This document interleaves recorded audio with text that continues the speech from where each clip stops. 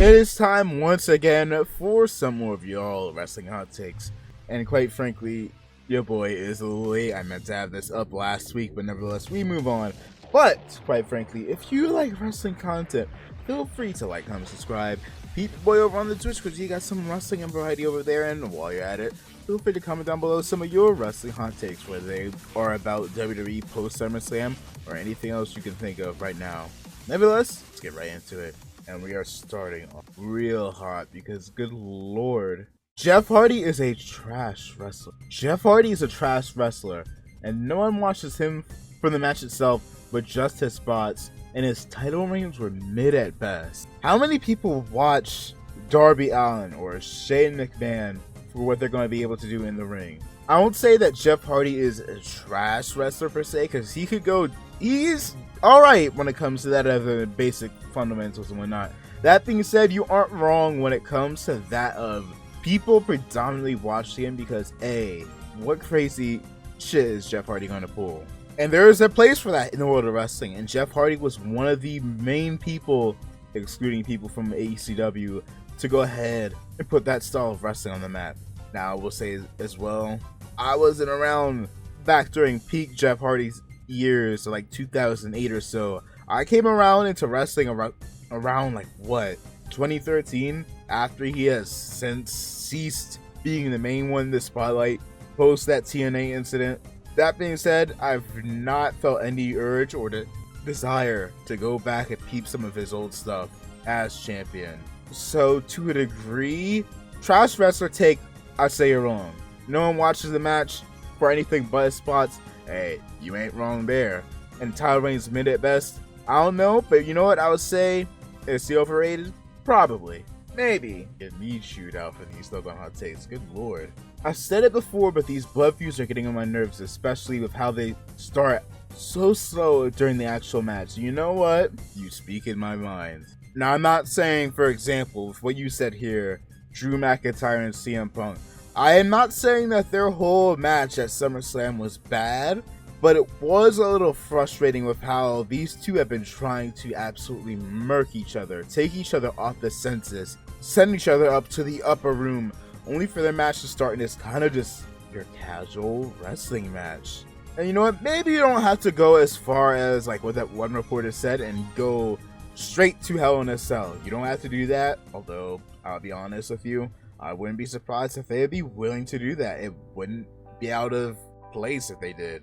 But for a feud that has been spanned since January, with CM Punk getting injured all the way up to now, and if you want to include Seth, since CM Punk returned to WWE last year, to have the first proper match with Punk and Drew be your standard wrestling match, not a fight, not a brawl, not these two trying to absolutely eradicate each other, then I'll be real, it doesn't feel like it is exactly a blood feud. If I were to change anything about their match at SummerSlam, I would have had that been a lot more violent, a lot more of these two just staying on top of each other, pounding the hell out of each other. Pause. Maybe have a tiny little section of their match where it is just these two tearing each other apart, and probably to start the match off as well.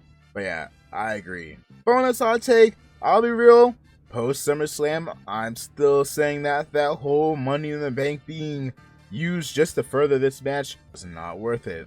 And again, I won't say that whole CM Punk and Drew stuff, it hasn't lost steam, but simultaneously it still feels like such a waste. You could have gone ahead and gave that to Chad Gable to have his new faction with the Creed Brothers, American Made, feel a little bit more important, with Chad holding that Money in the Bank contract, and you know he is going to become the next world champion.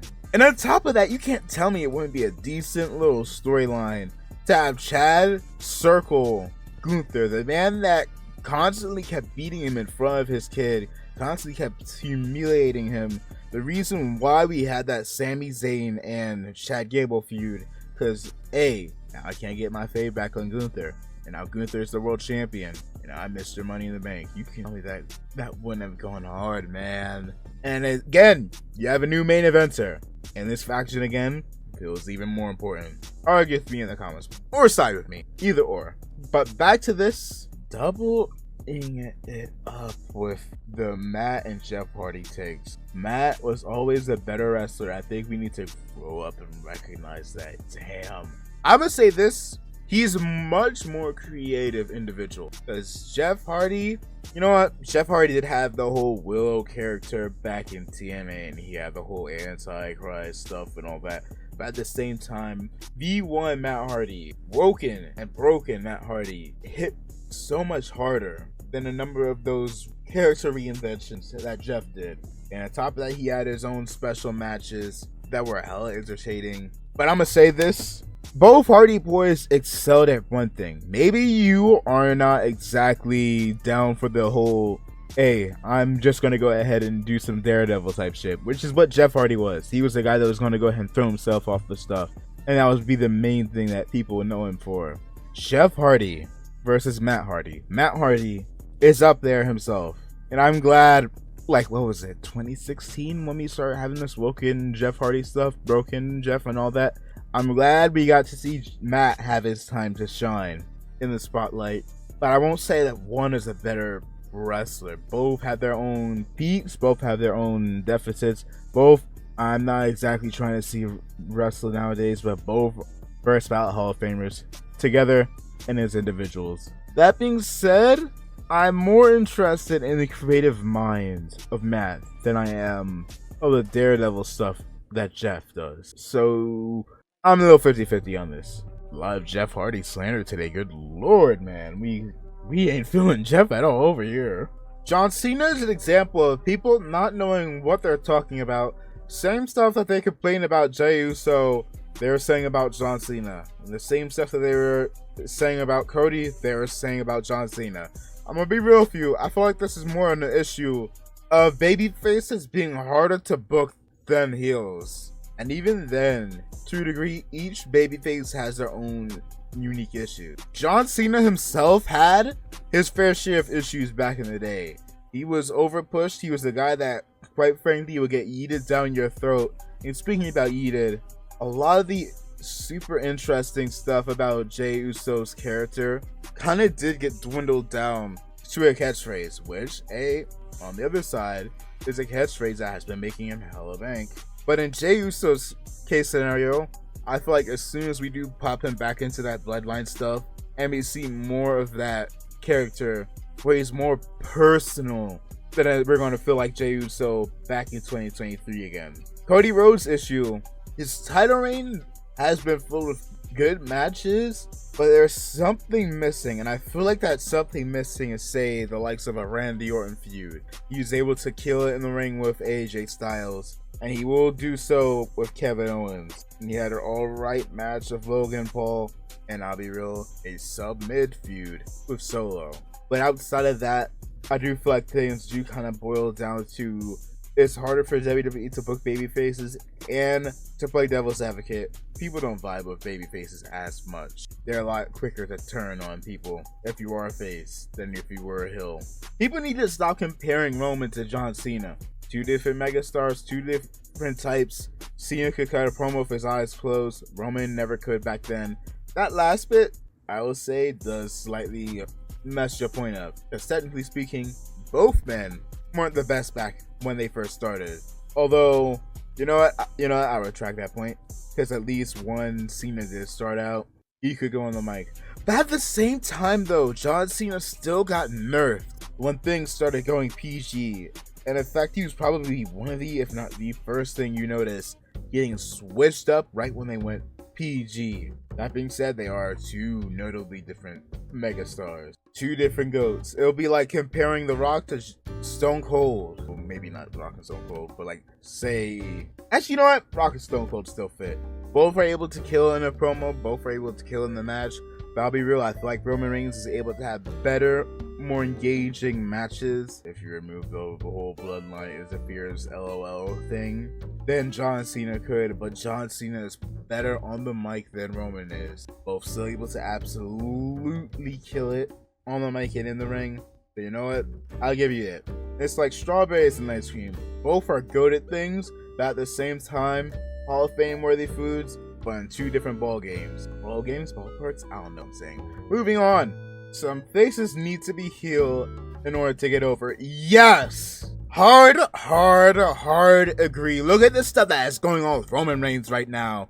This man, back in 2019, was never going to be over as a babyface. And now look at him being one of the biggest faces in all of professional wrestling. He just simply returned and showed up on SmackDown. 2 appearances. And already I can boldly and validly say, hey, he is one of the top faces in all professional wrestling. Hasn't even had a promo yet, man. Technically speaking, John Cena was a heel before he turned face and became the Doctor of Thugonomics in full, and then the leader of the Cena Nation. Who else we got? Austin was a heel before he became a major babyface. Same thing for The Rock. Bayley as well. Helped revitalize their careers. Becky Lynch, even though she quickly got turned back into a babyface, you can still include her into this list. I could go on and on and on and on. And I can even point out a couple of people that would really need a heel turn. You know what? Going back to the whole examples you even have here. Dominic Mysterio, I still remember when he turned heel. I absolutely lost it, as he desperately needed it. And lo and behold, look at what Dom is doing now. 2020 Dominic wishes. You are 1,000,000% right. Some heels should never be faces. I will agree, although some of these examples here I'm not feeling. Jericho has had some enjoyable babyface runs. I liked when he was a heel as a You Just Made the List or a little bit of bubbly. I've also had points at times where I enjoyed babyface Jericho. Like when he was going ahead alongside The Rock and going against Stephanie McMahon and Rhino. He's able to pull it off as a face and a heel. MJF, you know what? I say can also pull off as a face that acts as a heel. I think the issue with how some baby faces have been booked is when you turn a heel face, a lot of the times people will change the character outright when that heel character is already over.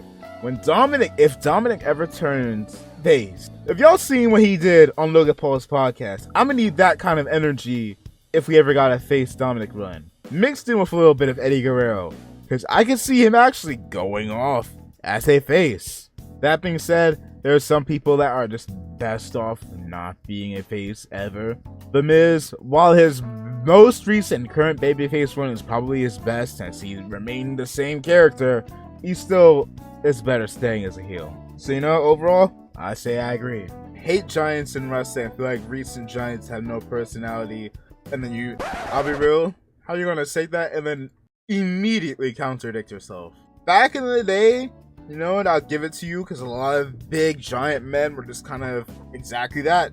Big, giant, meaty men. You know what, I've kind of been sitting here for like a good few minutes trying to think a bit more in depth of giants with fleshed out personalities. I'll be honest, I can't think of any. Braun Strowman was this big guy that liked to destroy things. He wasn't finished with you. And the closest thing we got was, I guess, the stuff with Alexa.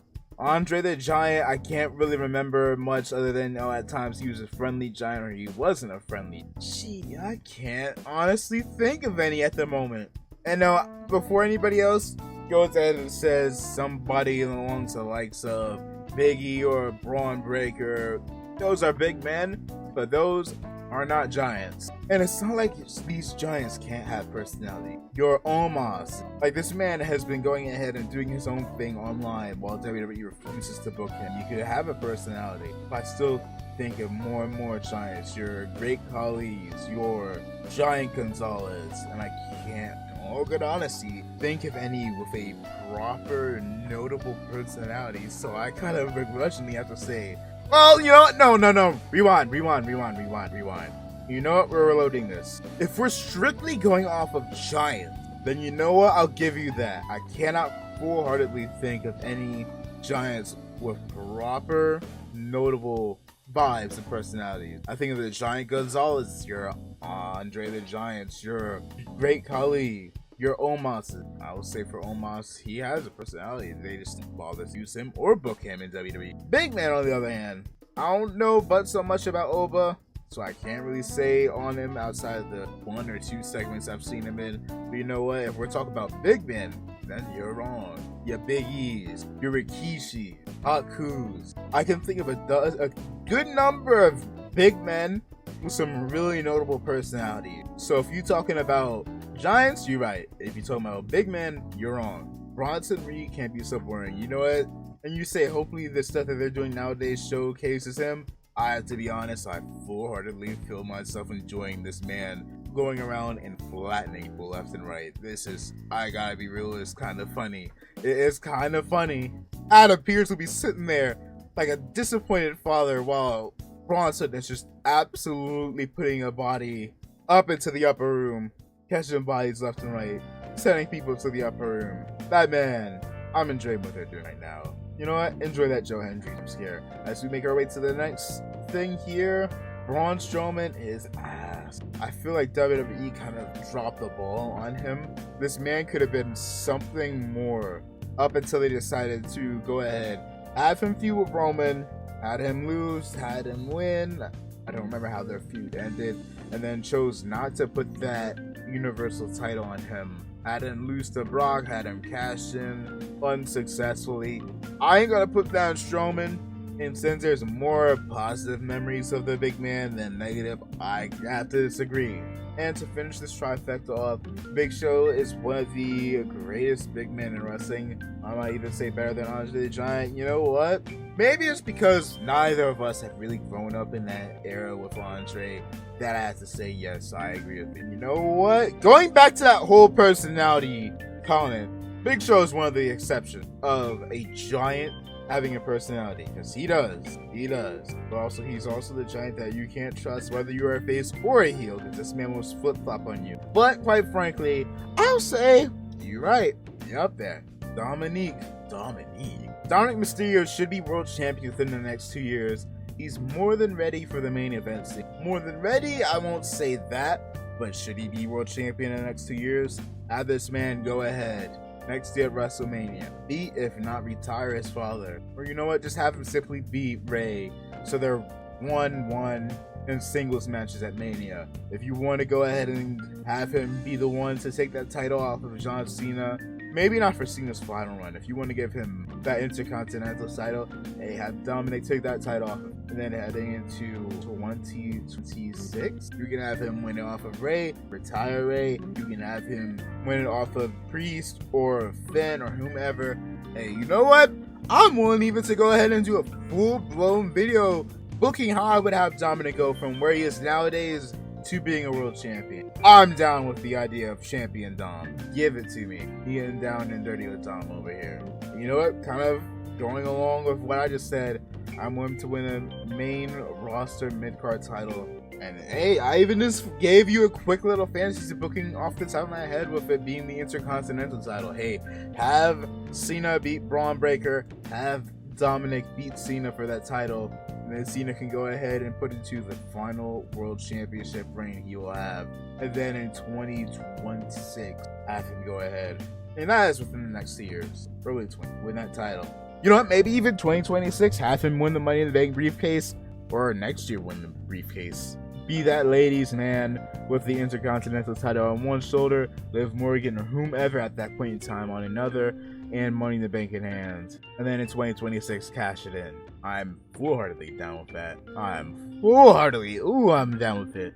And to end us off here for today, Roman Cody 3 needs to happen soon before Mania with no nonsense. And you know what? You're right. Nonsense aside, these two can still absolutely tear the house down. And it would be nice if we could end this trilogy off without a bunch of bullshit happening. That being said, I would bring it into question whether or not it should be for the title, but you know what? Have it be for the title and have Cody win, rather than having Roman win that championship back again so quickly. Or kind of just making you semi-invalidate Cody winning the title in the first place. Let Cody win. That being said, don't let this man go ahead and fight The Rock at WrestleMania next year. Let it be Randy, please. Just please let it be Randy. And that was this week's episode of y'all's Wrestling Hot Takes. Let me know some of your hot takes in the comments below. And don't forget, hey, as usual, like, comment, subscribe. Just like that, we're out. So yeah.